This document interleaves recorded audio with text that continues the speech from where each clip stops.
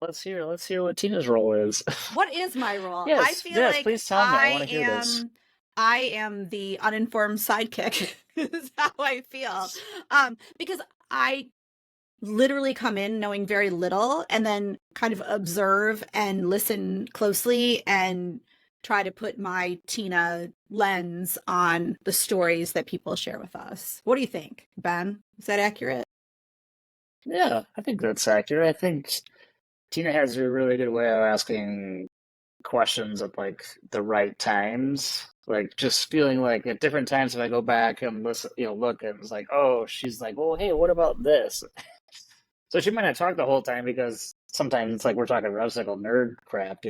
So, but but I think Right. like asking questions and certainly being inquisitive about people. I mean, my favorite ones are ones like this. You don't know what we're doing because it's like I don't know. I'm not sure what we're doing. I just know we wanted to talk to you because you're a very interesting person, and I think like we love to hear stories. Like, I mean, my favorite episodes are ones where we're just asking people like where they started, how did they grow up, Right. something like that. How'd you get here? Okay, My how'd you favorite get here? question, is there any farm experience? Did you ever live on a farm? Like, and interestingly, Hani, more than you think, it has been a relevant Oh, fact it's to someone's unbelievable. story. Yeah. It's like, where did that, I don't even know how it Big started, time but that's where we've leaders. We gotten. went through we went through a series where we did like I don't remember what it was. It was a couple of years ago now, but it was like big time CEOs, and a lot of people had like I grew up on a farm, and you're like, what? It's very A lot interesting. of free To time to like, think, a lot of use of the imagination, right? That's what you well, need working hard, in right? A lot of time. them like, yeah, I went and was at my grandparents for the summer, and I worked hard. It was like, oh, okay, Mm, makes sense. yeah. So, Yeah. honey, how did we meet? I'm trying to think. I think did Matti introduce us? I heard about you from Matti Adelstein. I think so. That makes sense. That makes I think he sense. You told me guys go about, way is back. that, You and Maddie go or, way back, right? yes, yes, in our 20s, Oh, like 21, like that. Yeah, a Oh, long well, time maybe ago. that's so something we should do. What was it's like Maddie like 10, with 14 years 21? ago, like no big deal. Oh, A lot longer than that. Yes, Oh, okay. Well, 47, longer than that. Um, yeah, and I think we also met because I was looking for a guest that was on your show, and I watched one of my employees sent me something you did on YouTube, and I was researching, because I wanted to have this guy on my podcast. And then I heard you, and then I saw, oh, you're doing this thing. This is so cool. This seems so similar to what I'm doing, but in like you're doing it in a hospital space, right? Where I'm in the physician space. So I was like, this guy's cool. which guy were you looking for? The guy that was on my show. Ryan? I'm terrible with names. He was on my show. Oh, I put you on the spot. Sorry. Now I have to look it up because I don't remember. He's gonna be unhappy about this. He's going to be very upset that he's not his. If I it's Ryan remember him. He O'Hara, was a it's great worth guy. it. It's worth it. Yeah. He was yeah. a great. Oh, that's a He was a great solid guy. ding, ding, ding. Well, like ring the bell on that one. No, he was a great guest. He was in the hospital space. He had a lot of frustrations around Epic, and here he is, Ryan. Yeah, Ryan Yeah. O'Hara. There, Love perfect Ryan. we person. guessed it. Listening, we love you. Perfect person to forget. He thrives. He thrives in those moments. Yeah. He'll never forget it. We'll never let this down. That's right. Perfect. All right. So, honey, tell us a little bit tell us what you're doing now. And then we're going to start. I want to start at the beginning.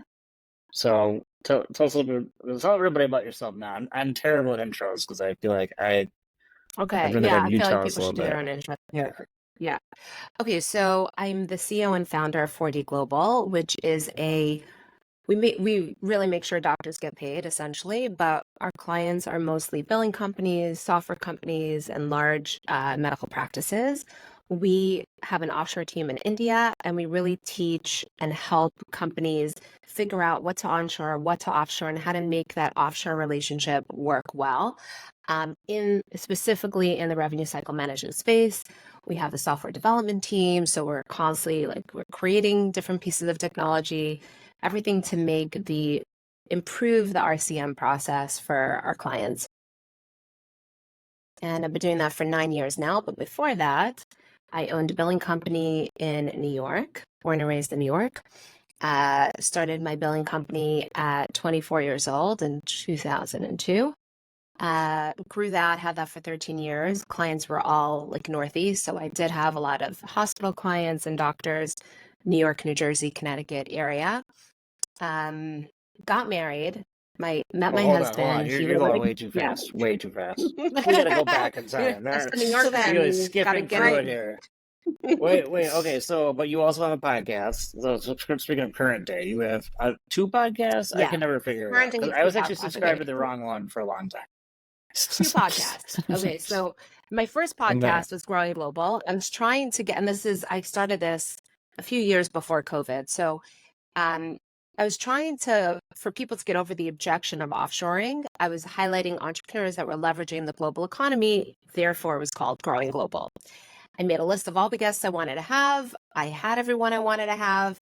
And I still do it sometimes, but it's really just for fun. Like if there's someone I want to talk to, that's entrepreneurial because the reach is just anyone in the entrepreneurial space.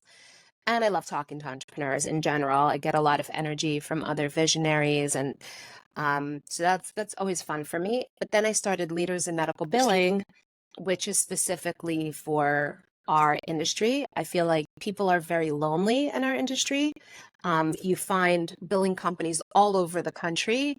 People just hold up in their little offices and they only see people or talk to people in their industry once a year, maybe if they go to a conference, and you're not having the depth of the conversation as you would, when you're in a networking situation, you're not getting someone's full story and you're not understanding their pain and all the stuff that you talk about when you have a one-to-one. So the Leaders in Medical Billing podcast is really successful. I'm shocked at how many people are listening to it. I don't know who these people are, but it's very encouraging that we have a network of people that actually care and are curious about what other people are doing in the industry. And I think that we have like a LinkedIn group, a Facebook group, trying to like get community in this space.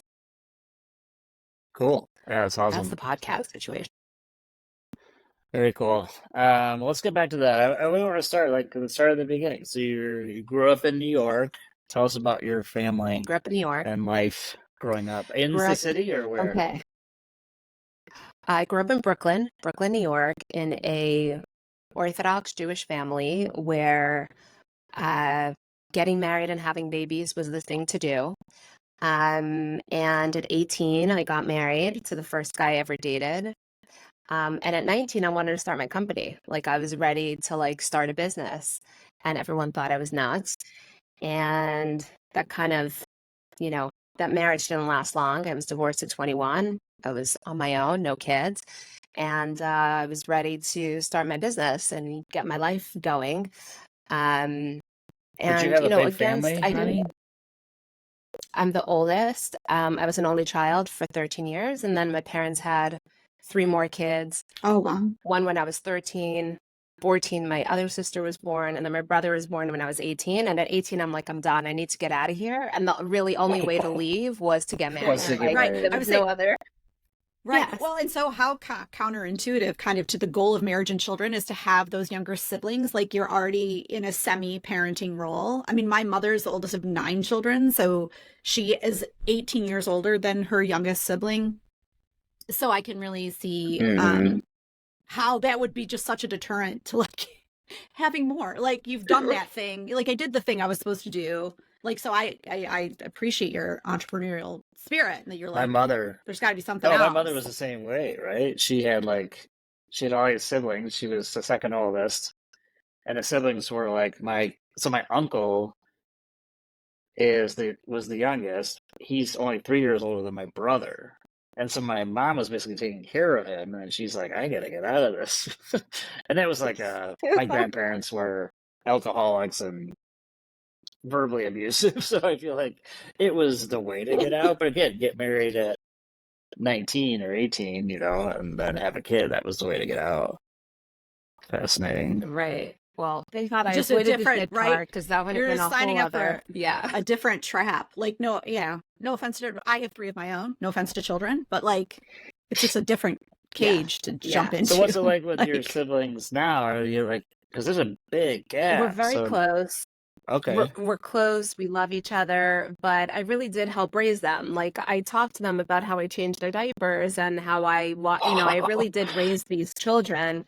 And fast forward, I had my kids in my mid 30s, when I was ready, right? I don't feel like I was ready to have that family, right after just having raised these 3 children. So, Right. right. Wild. But yeah, I don't know. I always just wanted to start a business. It was something that I wanted to do at a young age. Even when I was in high school, I was always, trying to come up with ideas of, how to make money and how to build a sustainable business. It's just like part of what I wanted to do, from a young age. So, Honey, do you think that partly comes from, I have probably a similar thing where mine was the defense mechanism trying to get out of my situation. So mine was like, I gotta figure out how to make money because I don't trust my mother to take care of me. yeah, So I'm not saying it's yeah. yours. I'm just curious, like, was there a kind of a drive of like, oh, I can go do this because it gets me out of this situation? Yeah, I think, my parents is thing quite clever. I hated them at the time, but now I appreciate it. They really made me pay for my own stuff at a very young age. So when I wanted to go shopping with my friends had credit cards, and I had to take my babysitting money to buy clothes. And we were like a middle class family. It's not like but I think my dad really taught me at a young age that, like, no, this doesn't just come easy. Like, I'm not your ATM machine. So I babysat from a young age. I saved money. And at 18 years, like, I never took any money from my parents after I was out of the house. Like, when I got married at 18, it was over. And so I guess maybe being the oldest and really wanting to be self-sufficient and not have to rely on anyone else. My mom was a stay-at-home mom, and I just didn't want that life. I wanted to make my own choices. I wanted to buy what I want. I want to walk into the store. I don't want to have to be dependent. Could you please give me some money? Like, that was just not the person I wanted to be. And so I think that probably formed it. And also, I really wanted the freedom. Freedom is very important to me. I'm a Sagittarius. I love my freedom.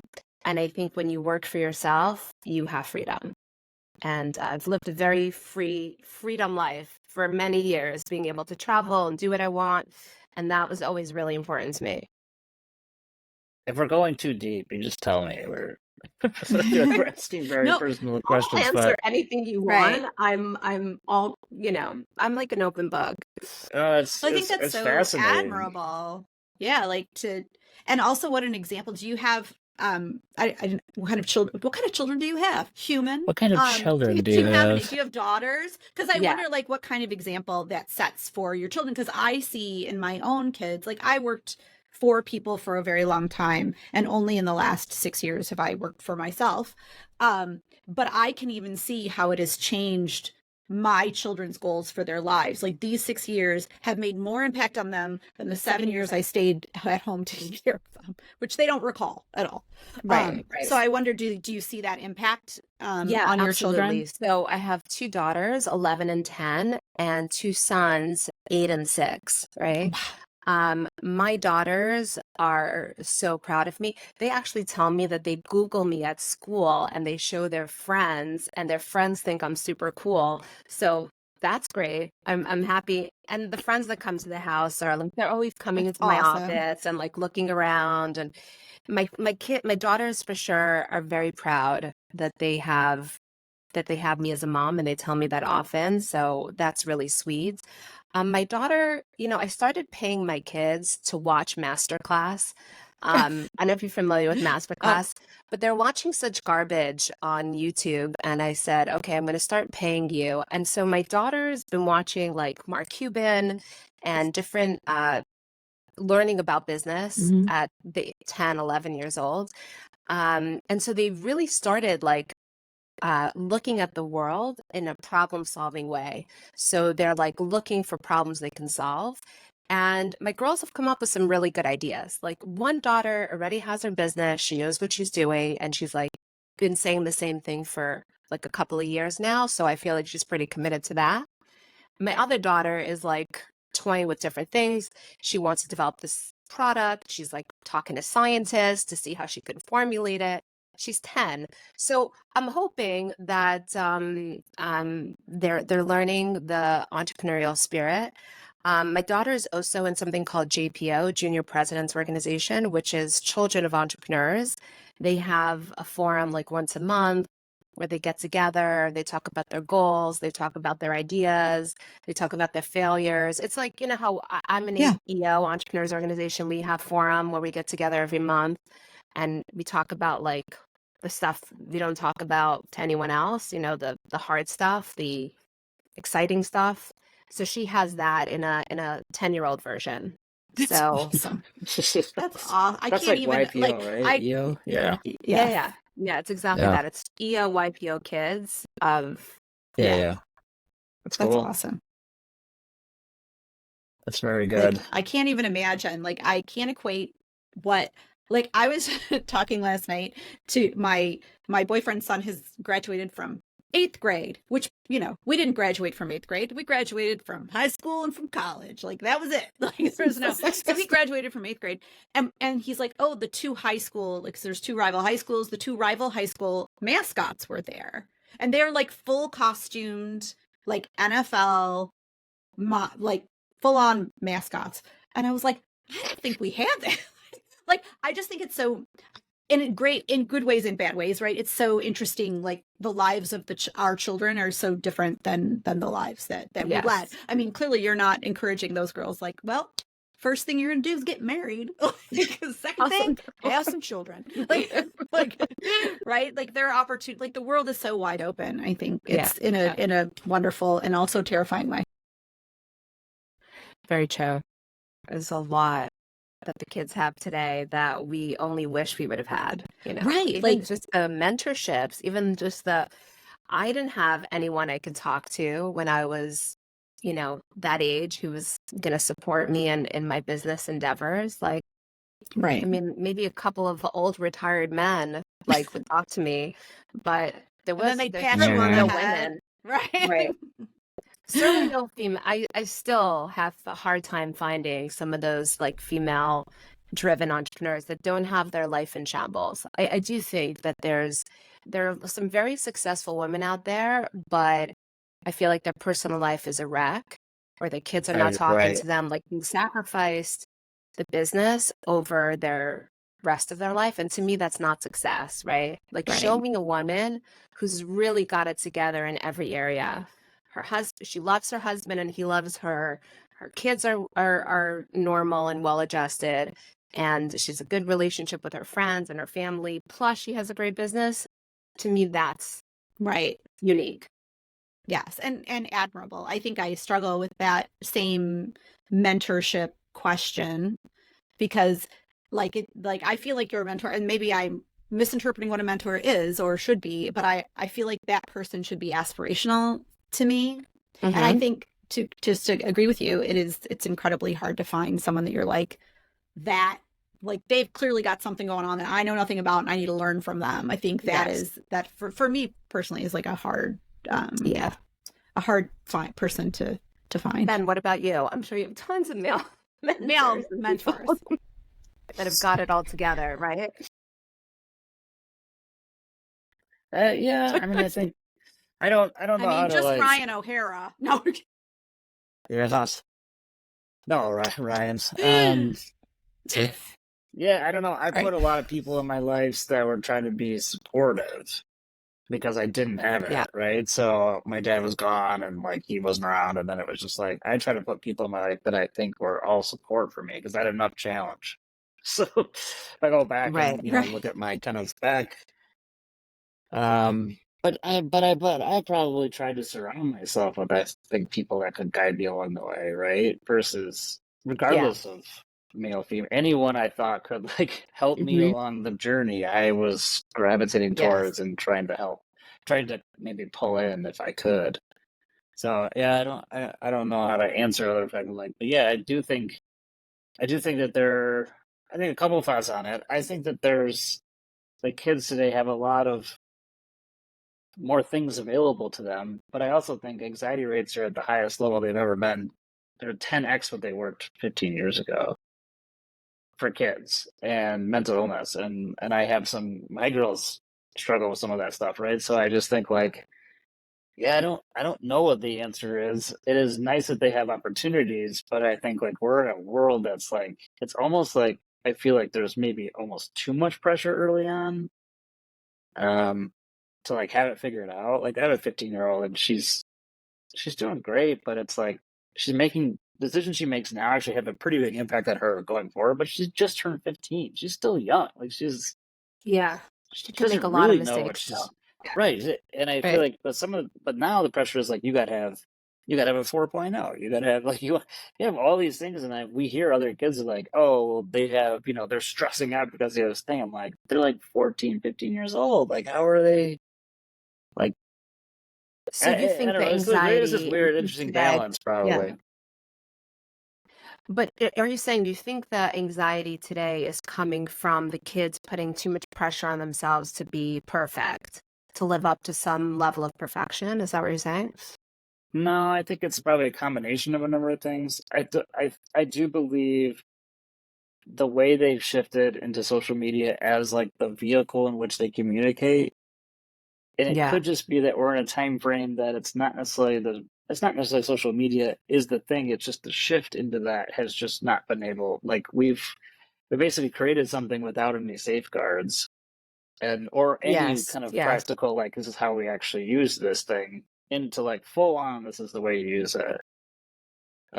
Yeah. And so I don't know if that's part of it or just like what we're describing is like, yeah, we all have more opportunities and we have more wealth than probably we ever had in our, I grew up dirt poor. We didn't have anything, right? Um, my kids are not growing up that way, and maybe that's on me, but like it is an interesting kind of like it's very different than what Tina and I and we're all roughly the same Right. age, so we all grew up in, Right. and No.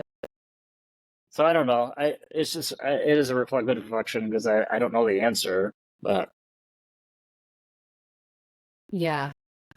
Well, we are in healthcare, so I am always very concerned about, health in general, but specifically mental health. I've been reading a lot about this stuff lately also, given the, aged kids I have.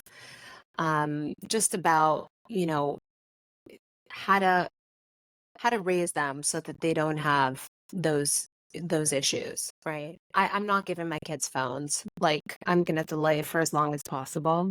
We'll see at what point I cave. But there's a lot of literature coming out right now on, and I could share with you some different books I've read that I feel like have helped me understand this better. But anyway, we've definitely no, gone it's off on a tangent. no, it's totally Listen, we true like. though. We love a My tangent. my girls don't have phones. They're just we said at 15 we're talking about it, and my oldest has turned 15, and so we're getting close to it, and I think she's actually ready now to probably have it because it's not a priority. It's not how she communicates. It's not something that Nice. she's going to obsess about it. Versus like we have kids that we know got it at like 10 or 11. You're like, what are you doing? Like that's that is like formative years. So, anyways, um, I'm curious, honey. Have you ever done your Enneagram? Do you know what that is? Yes, I'm a 7. I'm a 7. What are I you? knew you. I knew you were. I'm a 7. Oh, there you are. I'm a 7 wing 8. I'm like, this is yours is exactly. Yeah, I get along very well with 7s. I think so many of my friends are 7s. We all did it together, and we're like, that makes sense. How I about have you, to Tina? revisit mine. I have to revisit it. I feel like every time I take it, it's a different answer. I'm Tina, that all is over the not true. place, That's not true. No, it's interesting because the But unspoken. yeah. Honey, do you know what the unspoken message, childhood message is in the first seven? Have you No, ever heard of tell this? me. So in the Enneagram, each one of Give- them has like the unspoken childhood message and the conscious childhood message, and they're somewhat similar, but it's very interesting. And it's usually the test. If you read it and it makes you cringe, it usually means you got your number right. Oh my Like gosh, now no, seriously, secrets are you're like, coming. I'm so oh, excited. like that hits you. The unspoken for a seven is that you can't rely on anyone. Yes. Yes. So So I was true. That always is like, oh my me. God, that is so Yeah. true. That is exactly the Yes. message I was taught as a child. Okay. And what's the other one? You said there's an unspoken message. I'd have to go back and look at the other one. It's something Okay. similar to that. Yeah. But it's very interesting that we have that in common, because I do think that fuels the entrepreneurial spirit for sure. I think it does fuel it. When Yeah. you And I feel mean, like you, right. Because no one's going to. And then so I always think, like, well, I went to graduate school and I went to college by myself, but I kind of took jobs and then I was always like disappointed in them. So I had, I worked for companies and I'd be like, well, this just isn't like filling. I'd always be like, how come they're making this decision? And what, like, I just felt always like tied down. My friend Tiffany would always say, she's like, oh, you can't choose anything where you're tied down. And I was like, oh, and then I started figuring out, like, yeah, that makes sense. I probably just need to do my own thing. And then once I did, I was like, oh, this is what I was missing this whole time. yeah, yeah, exactly. Have you heard of human design? Have you heard of the human design stuff? Yeah, I don't So think so. so you get a free assessment. You just go online, you put in your birthday. It's kind of astrological, but it came out that I'm a manifester, which is a very small percentage of the population. They're either manifestors, projectors, generators. But when I started learning about the manifestor personality, I also realized that also was like very similar to it just resonated with me because manifestors like put something out in the universe and the universe kind of conspires and helps them and make stuff happen. It's like very easy for a manifest, and I wonder if you're a manifestor too, because other people feel like generators feel like they have to grind and work and work and work to do something to make something happen. Like it makes sense. A Mm-hmm. generator's like, right? So that also helped me understand my personality too, because sometimes I feel like, I don't know, things just like serendipitously just come together. Like I put the energy out about something and suddenly it just like appears in my universe. And I think it's a feminine thing. Like, I think men, I just said this on a podcast yesterday, men feel like they have to work and do to make something happen. That's like more masculine energy. And Action, right? feminine is more Action. receiving, right? Um, No, I'm definitely so what you described. You manifest for sure. manifester. I'm Yeah. constantly looking for like if you've heard me talk about this, I'm looking for the wind in things. Like, is there wind behind it? Is there a door that Yeah. opens up and you're like, oh, that's where I should go? I know Yeah. I'm in the wrong track if I feel like I'm just working to make this happen by sheer will. Yeah.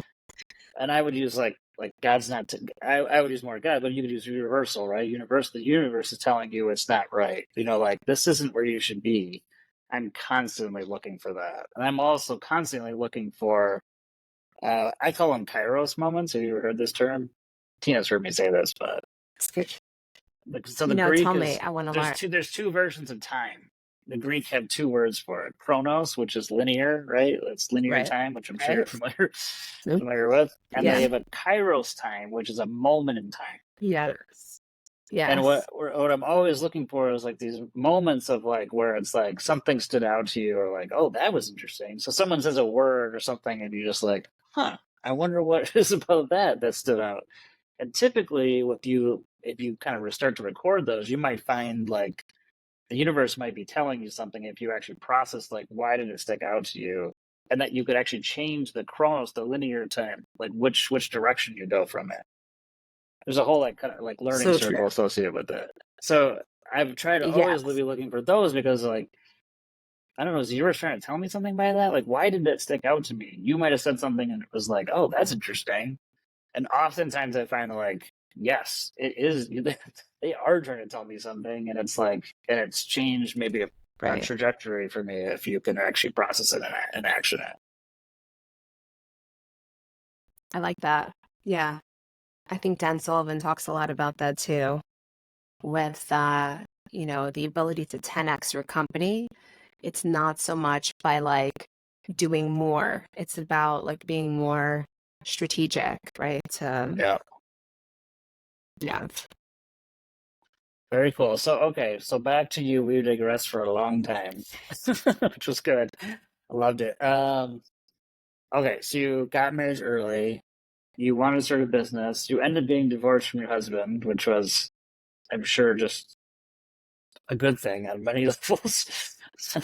Yes, but also quite embarrassing. I mean, this is like 1998, where like nobody was getting divorced in my community. It was an anomaly. Like so it was embarrassing.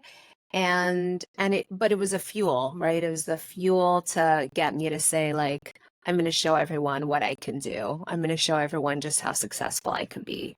So that they lit a fire under me. And I started college.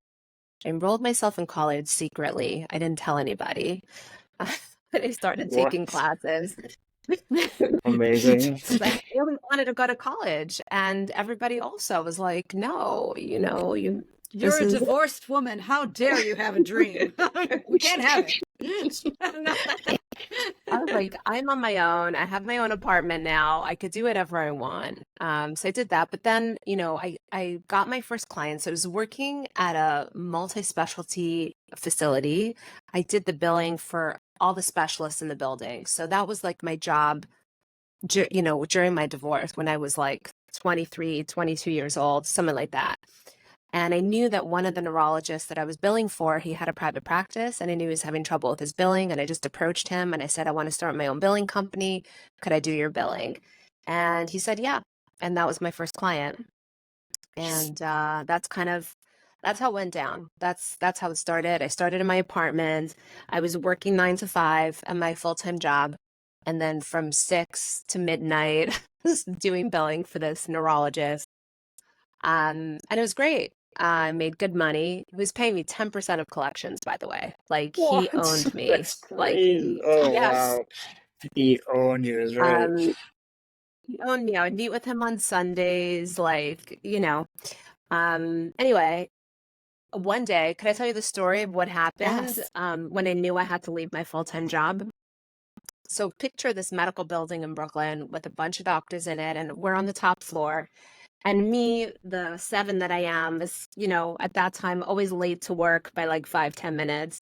I come in, I see a bunch of people in HHS jackets, like Health and Human Services, FBI jackets, like all over my work area. And I was like, oh my God, what's going on?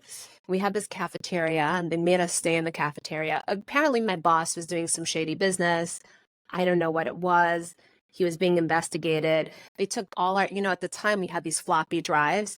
They took all our discs Sure. and they took all the paper, like everything was in our, and I was read my Miranda rights, I remember. And I'm thinking to myself, this is insane. Like, I need to start my own company like ASAP. Right. Like, I cannot be involved in this shenanigan, whatever's going on here, like, get me out. And I'll never forget. I remember a couple of days later, because I came back to work the next day, and my coworkers were like, our phones are being tapped. They're listening to every word you're saying. I'm like, this is just insane, right? So I remember taking, those boxes you have when you leave a job, you throw all your mementos in there and you walk out with that box. I remember putting that box in my trunk. It was a sunny afternoon. I was like, wow, I've never like driven around like on a weekday during the week, and it felt amazing. And that was the last time I've ever like worked for someone. I was just like, I'm done. This was like my sign from the universe. Like, you gotta go. You It's gotta get time. out. Like, Yeah.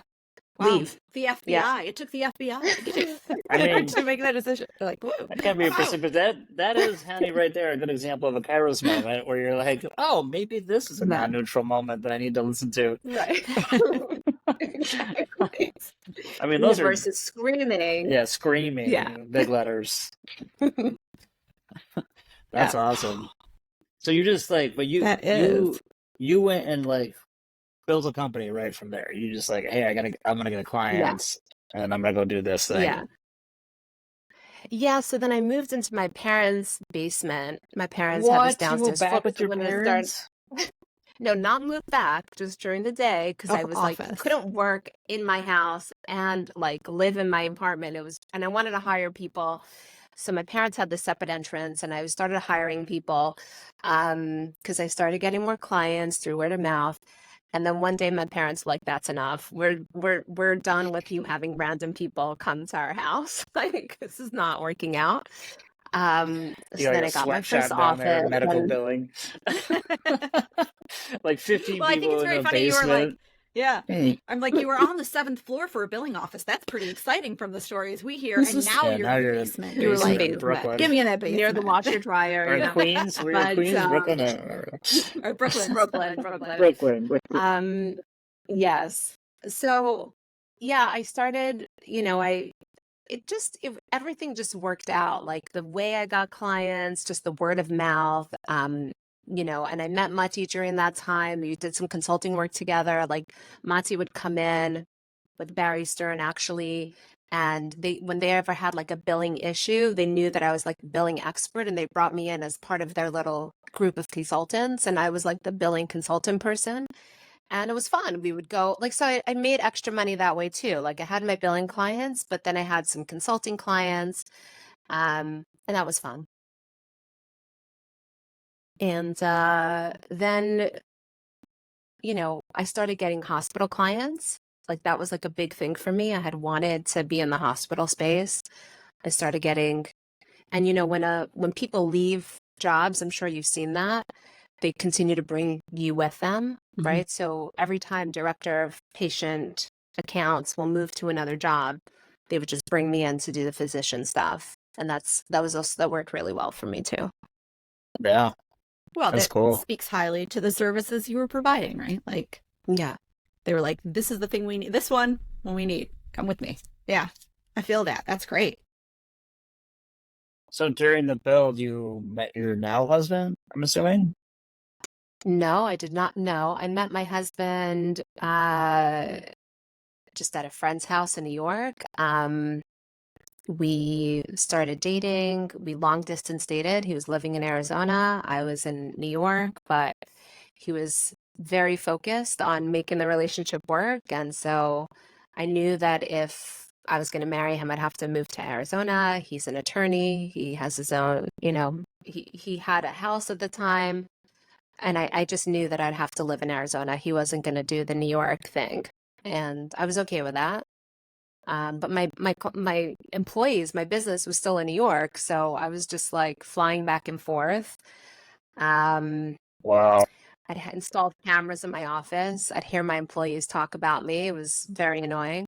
Um, and when I had my third kid, I had a large hospital client that called me like in December, New York, like it was freezing cold, it was snowing.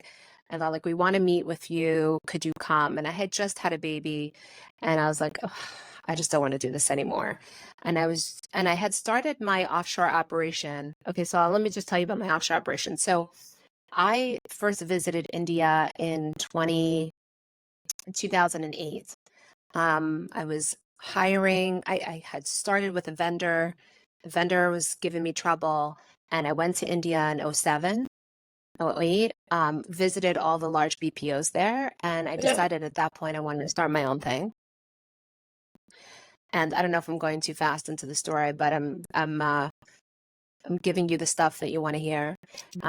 So I met this guy, some guy from LA randomly called me, and he was buying billing companies. But he also had a big tech support center in Bangalore doing tech support for Microsoft and Sony. And he had about 1,000 people in India, and he was trying to get those tech people to do his billing, and it wasn't working. And he was just talking to me about it. Somebody gave him my number, said I'm a billing expert to call me. And I did this consulting arrangement with him where he paid me as a consultant. I went to India, I evaluated his team. I'm like, these people are just not going to cut it. We decided to open something in Chennai, and we did. And we grew that team to 400 people because it was my billing company and his billing companies. And we were just doing it quietly. Like nobody knew about it. We were just using it as our back office. And then he did a roll up and sold all his billing companies. And all these people are going to lose their jobs because the back office was moving to Pakistan because that's where this company had their back office. And so really 400 people were going to be laid off, aside from the people that I had, right? So let's call it like 300 and something people were going to get laid off. And so at that point, I just started making calls. And I called a bunch of my billing friends and said, look, I have all these great people. Do you need anybody? Do you need anybody? Because I just wanted to make sure that these people were not going to lose their jobs. And that's really how 4D Global started. I was still had my billing company. Right. And I remember even the name, like one of my employees, I said, what should I call this thing? She's like, well, what about 4D Global? I'm like, oh, that sounds good. And that's kind of how it happened. Googled it to make so sure. there's no like the That's D's okay, don't like, mean anything. yeah. The D's don't mean anything. I mean, There's 4D, no, like... 4D medical was like four doctors and the fourth dimension, like the dimension beyond space and time. Okay. But yeah, and so fast forward, this is one of my friends that I called to use my people in India. I was talking to him one day when I got this call about this meeting that I had to fly to New York to. I said, I'm so annoyed. I have to go back to New York. No. He's like, well, do you want to sell your company? I said, yeah, for the right price, I'll sell it. And we did the deal like in 30 days. He bought the company. Wow. And I was done. And then I just focused on 4D Global. So it was a lot more fun. That's awesome. That's cool. So, Story. That's super cool. Did you move back from Arizona at some point? Like you're in New York now, right? No, I'm in Florida actually. We still have our house in Arizona. But we do fly, yeah, we're in Florida this year. But I thought you were in New York again. I thought you must have at some point ended up back there. No? No. There's I no have winter. desire to live There's in New no York. winters for Chanie. It's just like I'm out. No, I am a Southern person now. Arizona, Florida, somewhere warm, California. I'm spending the summer in California, but yeah. Nice. Very Look, cool. we have clients in 20 states around the country. There's clients everywhere, right? So it doesn't, like I'm saying, in our industry, what we do, there's plenty of people that need our business. Oh, it's totally changed, right? You don't probably have also like a giant office anymore. Maybe in India you do, but like not here. Like you don't really need that as much anymore. So exactly. Yes. they can talk about you behind your back like at home. And that's nice.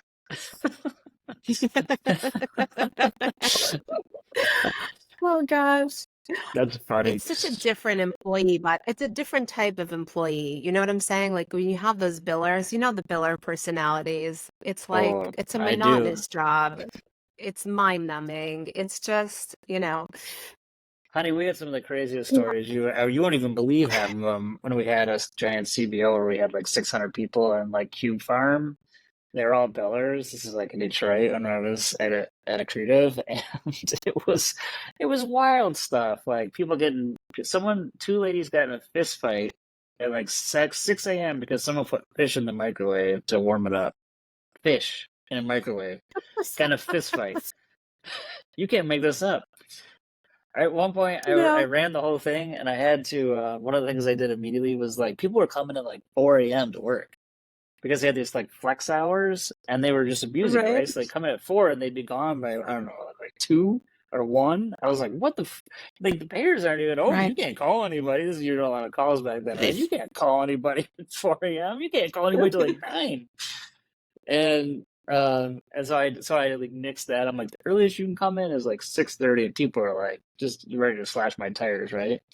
But the other thing I did was like, you can't make microwave popcorn before 8 a.m. or something. And people are, I might as well have shot a baby seal on my way into work because they were ready to just kill me. It's microwave popcorn at 8 a.m. That was the rule. People were so pissed. Pissed. What was the other one? Oh, the other one was a potluck. They do like a potluck every day. I'm like, guys, potluck once a month. We can't do potlucks every day. This is crazy. We got like meatballs cooking in cubes. It was friggin' nuts. So yeah, it's the Okay, so you're the very number of familiar with this HR. type of Yeah, work. Yeah. the number of HR stuff that's gone down since the pandemic because you work at home. I mean, you can't complain about stuff. You just like you gotta do your stuff. There's nothing else. So people are like, oh, I'm amazed productivity went up. I'm like, I'm not. God, love it. It's like half the time they were probably just complaining about Susie next door and her perfume. You know, you don't even. Oh, wild stuff. So yeah, I don't miss any of that, if I'm honest. Right, neither do I. Yeah. I mean, it was never my I thing. love I was it never a when good manager. I was like, I was never the. I just wanted to get work done and get people going and get get everyone moving. I was never good Right. at like the people stuff of like dealing with so and so and like so and so or whatever. Like okay, like I don't understand why we're dealing with this right now. Right. Yeah, I So hear I that. was glad I got out of it. Yeah, you and I both, for sure. So, honey, I feel like we maybe skipped this. Like, how did you start in medical billing? Like, was it simply opportunity or did You know, you choose? my first job out of high school, I was 17 years old working for a doctor, and it was a pain management doctor, and they let me do some billing, and I just started doing more and more stuff around the office, related to the finance and the billing stuff. And then and then I got another job at a primary care doctor. I kept on getting jobs. I worked for an oncologist for a while. I had different jobs in medical billing to learn as much as I could for the business to start my own business. So I was really like, I was working, but I was also evaluating. So I was looking at different softwares to Sure. use. But I had the idea at 19. At 19, I was like, you know what? I'm doing this for one doctor. I could do this for hundreds of doctors, make a percentage of collections. This is good money. Like it just made financial sense to me. So Right. So yeah. really, so you were like you had the opportunity, within the opportunity you saw like what it could be, as opposed to like how small, Yeah. like you saw the big picture as opposed to like the small version of typing. Yeah. Yeah. Yeah. Exactly. That's cool. I mean, I think that's one of the great visions, right? That when people have the vision to see like there's more here than this small thing. Like I Yeah. used to think I could be the cashier at the Meijer. Like Meijer's like a big grocery store, right? That has all things. And I was like, I could be an awesome cashier at the Meijer because like I like people and I'm happy and I'd always be fascinated by what products are coming across the thing. And then I realized like no one would ever let me just be the cashier at the Meijer. Like they wouldn't let me. I mean it would be too small, right? Because there's like Yeah. this bigger thing. But I used to think like wouldn't life be simple if I could just be the cashier Tina, in you'd crush it at Trader Joe's. You'd the be Meijer? perfect for that. I know. I would. I Yeah. would. I like those people. I'm I a mean, big you're fan. quirky in your own way, and like you talk to everybody. Yes, I You're don't. like the big extrovert of the line. What are Yeah. you doing? What? That's a cool How's shirt. it And going? like, Oh my gosh, I've never seen this before. what are you Or gonna I'd be do with making these recommendations. chocolate covered almonds? I know. Are you making something? What's happening? These flowers are Wait, beautiful. Yes, I feel like I'd be a oh, cheerleader for like every you person would who came through my kill it line. there. Kill it. I just don't know Yeah, about the that'd be shirt, amazing. like the No, you'd Hawaiian rock the shirt. I don't shirt. know if Yeah, that's for you'd me. be fine with that. I'm just saying. Honey, we do They these probably like have we to always up. get these. We always get these shirts like for Leaders Forum for my board and try to do some swag, for them, and I always do something high Yeah. end. Well, it's like Tina and I trying to do this is always a trip because she's like, I don't know. I mean, I don't know how that fits. I don't know if I can wear that. I'm like, Tina, you got to help me out here. I don't know. So she's like Hey, I ordering all wore this the stuff to last try it one. on. She's like, I can't do a I wore the polo. last I'm not one, doing a polo. and I didn't hate it. Listen. You I liked I it. You judged the liked it. polo. I liked it. I'm saying I've It grown. worked out. I've matured. It worked out. I did. It Trader wasn't for Joe's, I like me, but that. I did. I was like, So, keep it in my honey, back pocket for later. I have a question for you. So, Yeah. you've gone through a lot in your life, um, and I always tell people, I don't know if you feel the same way. Even if you're not an entrepreneur, I think going on your own for even a short time forces you to learn a lot about yourself. Like you just Yep. about what you like and what you really don't like to do, and maybe what you get energy around. I'm curious for you as you've gone through it, like I'm sure you've honed in on the things that you really love to do, and maybe some you don't. I'm curious to know maybe your process or just what you learned. Or, I don't know any of those things. Yeah, that's a good question. I think the gift of, I think self-awareness is a huge gift to understand yourself, to know what you like and don't like. I think it's a gift. I spend a tremendous amount of time like with myself, understanding myself. I've done so many different personality, like when you said Enneagram, like I've done so many of those type of assessments. Trying to understand like what makes me tick and what makes me Mm-hmm. happy. But I would say that I I truly enjoy connecting with people. I'm like a people person. People give me energy. I'm, I like being around people, but I like connecting people. I like creating community. I like to bring people together in any way. If it's like setting them up to date each other, I love like doing that versus like introducing people to do business together. Like there's so much synergy in the coming together of individual people with each person with their strengths and their gifts. And that just gives me a tremendous amount of joy. It's just bringing people together. Oh my And God, I we're like the also same really person. empower. You and I I'm are feeling basically the that. I'm same saying it's person. all I mean, like Tina, are you picking You're up on like this? the I'm like, masculine version parallel of me. lives, No, it's a little parallels scary. happening. it is wild. This is how I know I'm not a 7. No, I'm just Everything you just described, I I'm was just like, kidding. yeah, No, that's what I do. That's what I do. Do you have Yeah, yeah. Maximizer as one of your Gallup strengths? Yeah, I believe I so. I bet you did do. my I Gallup bet you Strength do. Finder. I think yeah, yeah. Oh, Ben and I did. Remember we did StrengthsFinder, Ben, and we were That's so the funny. inverse of each other. We were like the That's why we get complement of along each so other. well, Do you Tina. remember? Yeah. That's why, because I Mm-hmm. was like Interesting. all the things, like we were exactly upside Mm-hmm. down. It was You and I are going to share our strength finders after this call, and we're going to compare to see what our top 5 strengths are. That would be interesting to see. Well, I bet they're Um, just very similar. right. But no, don't you find it's so exciting to like bring people together? It's fun. It's so Well, satisfying. that's why I do at my forums. You know this. Like, I have a whole company around, Yeah, I know. and my Yeah, whole yeah. thing there It's is like, brilliant. I love it. can I? I've only fairly been able to hone this in the last like year, where it's like actually my real purpose is can I change something about can I change something for everyone that comes, whether it's a framework or a paradigm or make them think a little different. If they leave changed even in a small way, I've done my thing. I love it. But I would have never been able to do that before. And so people think it's about revenue cycle or whatever. And I was like, no, it's something to do with that. But like, I'm really trying to affect people. And if I can do that, then I've done my work. And I don't think I would have been able to articulate that even a year ago. I've been doing this 7 years. I've been doing this 7 years. Wow. Yeah, and also people do pay for transformation, right? And what you're describing is transformation, right? You're creating a transformative experience, which is, you know, But they very don't know that. valuable. They don't really know they're signing up Right. for that until they come. So we had 14 new people this time, and they were like, "I just, I told so and so told me to come, or they followed me with I got or something." Like they decided to sign up, and I'm like, "Well, you're here now, and you don't really know you signed up This is how for." you got those extra 14 people and the people, right? Because Mm-hmm. other people have said such amazing things because it sounds so transformative. That's how you're getting more people. That's what I think. But I could be. No, that's right. What else were you gonna say? Sorry, I interrupted you. You gotta remember now. No, Darn I it. mean, so you were asking me like if I know what I like to do. I also don't like monotony. When you started talking to me, when you started saying Trader Joe's, and I would have to shoot myself. Like I right. couldn't do the same thing every day over and over. I would just get too bored. Like I need variety. I need it to be interesting.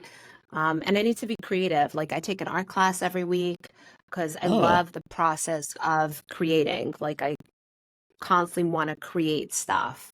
yeah, that's cool. And I think it's a challenge in our business too, because, you know, I may want to be creative and start new things, but maybe my team is just doesn't even have, like how many new things could you create at the same time, right? So I have to kind of rein myself in sometimes because like I want to do the next creative thing and the next thing, and they're like, "Whoa, like calm down," you I don't know. know what you're talking about at all. This is weird, but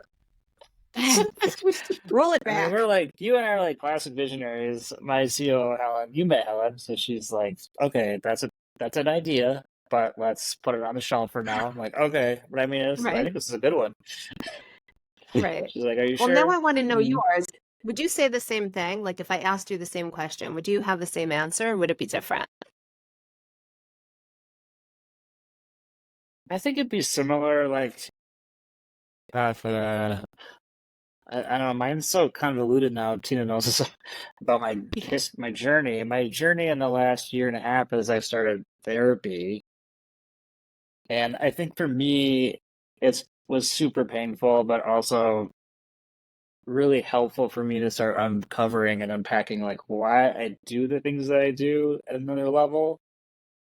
Because when you go four levels deep, you're like, oh, that's why I do this. And even understanding for me, like, why is it that I value community so high? And why am I pulling these people together? Is it just me and I want to hear people say good things about me? And you start unpacking it, it's like, actually, that's not really it. And the reason I do it is because of this. And I said it earlier about just like I grew up and kind of being on my own and realizing like I needed to create a community to survive. Now I see the value of it in such a bigger fashion. Um, so I think that part of me is like I learned a lot when I left Help Rise, which is a company I helped start, and went on my own, just about myself and like what I didn't want to do. So I had all those learnings, like I'm sure you did, and then Tina has as well, right? I'm like, okay, working for the man doesn't really work for me anymore, right? I work for somebody else. And it didn't make me nervous about not getting a paycheck. Like some people just can't get over it, right? And but the beauty of it is I learned a lot about like what I didn't want to do, what I felt passionate about, and but I think this personal journey has been one that's probably opened up more doors for me to really understand like why am I doing the things that I do, and even if I can't stop them, I am at least aware of them, and doing Yes. less of the things that like feed this other version of me that I don't really need. It's like when you go on the Enneagram, you remember there's like levels of it, and the unhealthy Yes. levels you read, and you're like, yeah, like I don't want to be there, you know, like and we're all going vacillating between them. But I think if I would go back and kind of read some of those, it's like, yeah, I was doing a lot of that stuff, and the motivation wasn't the right motivation. So I don't know. Yeah. That's a long answer, but I think for me, it's probably been a couple different journeys. The more personal one now, of understanding why I do the things I do. That's very interesting. That's what I just said. Like the self-awareness is a gift. Like you're Hmm. giving yourself a gift by understanding the why of why you're doing the stuff. And I feel like it's also helped me. I've also gone through my, therapy journey. I think it also helps to um know when to say no to stuff. I think a lot of times as like Yeah, our personality, right? You want to help everybody, you want to like and people sense your energy, by the way. I realize this too a lot. They sense your positive energy. They sense something really good coming from you and they just want to leech onto you. Like they want to be in your universe and they want to suck what they Hmm. can from you. And I think it's so important to be discerning and to have those boundaries because otherwise people will just, and you'll feel depleted at the end of the day, right? So I think for me as an entrepreneur, learning what to say yes and what to say no to is yeah, is huge. huge. Just from my I own agree, like 100%, yeah, 100%. Because I had this thing where it's like, well, I'll take a meeting, and it has been a great thing. I'll talk to anybody if I think it's like helpful for them. But what I've learned is at the end, I'm not. Most of the times, I'm like, sounds great. It's great to meet you. Like I don't think it's like I can't. There's nothing more to do here. Like it's an yeah, interesting thing, but I can't help you. You know, like I can't help you, but all right, you should talk to this person. I'll connect you, and that's the end, right? It's like I right. can't, I can't do too much more, and I don't want to get like I'm too easily shiny object like to the next thing if I'm not careful about myself. Yeah, Yeah. I'm sure I'm sure you've experienced and probably made Yeah. some mistakes on, right? Like we both have probably done Oh, that. 100%. And I do something interesting too. Like at the end of, I keep like a paper calendar of like stuff. And at the end of the year, or sometimes I do it in 6 months intervals, I'll look back and see like in retrospect, what was a good use of my time and a bad use of my time. And then I'll journal about Mm, it and I'll make a note like I shouldn't do that because like meeting with those people or accepting those things, it didn't really like it wasn't beneficial because sometimes in the moment you just say yes, yeah. So I've gotten off boards. I've been on so many boards. I slowly took myself off. I'm like, what's the point? Why am I wasting all this time with all these people talking about it's a waste of time. And then I realized that the time with my family and my kids, my husband, that's always a good investment. Like you're never gonna regret the times you spent with your children, right? Or your spouse. Like I saw your post about your vacation. Like those are great memories. And you can't do over your kids' childhood. Like they get one childhood. So every person I say right. yes to, I'm saying no to someone else, right? So just reminder there I for think, anyone yeah, listening that had the hard time I would saying agree. no. Like So true. I don't know. I regret. I don't feel comfortable saying my entrepreneurial journey because I don't feel that way about it. I know, and it's not being self-deprecating. I just don't feel that way about it.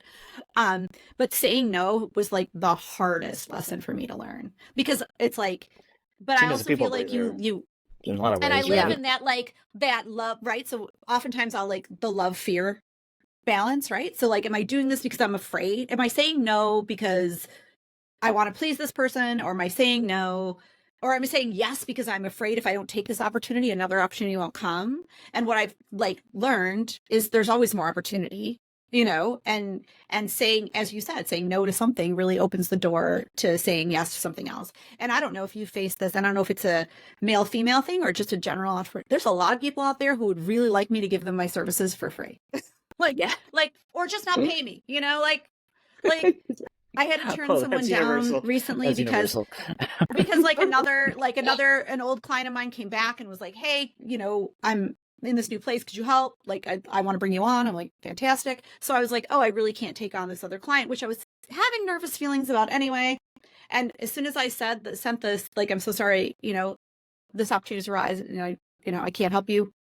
The first thing said, well, so in your research, did you learn anything that you'd like to tell us about? I'm like, no. Nope. So you really do want my services for free. Okay, I was right. My gut from the first call was correct. And you've just confirmed it, which I would have learned the first time I sent you a bill. So better not to invest the time to find out that I was right in the first place. But yeah, saying no is difficult for me. But I'm doing better all the time. All the time. Awesome. There's always room for growth. Awesome. Well, Hani, this has been amazing. Appreciate Yes. your willingness to be vulnerable and to tell your story. It was incredible. I loved it. We have a very similar, obviously, mindset and just probably the way we're wired a bit, and I appreciate that. And it's good to meet someone else that's a seven. Always fun. Yes. It was a pleasure, guys. Tina, Ben, you're a joy to talk to. Thank you for having me on. I appreciate it. And we'll talk to you soon. All right. Thanks, Cool. honey. Bye.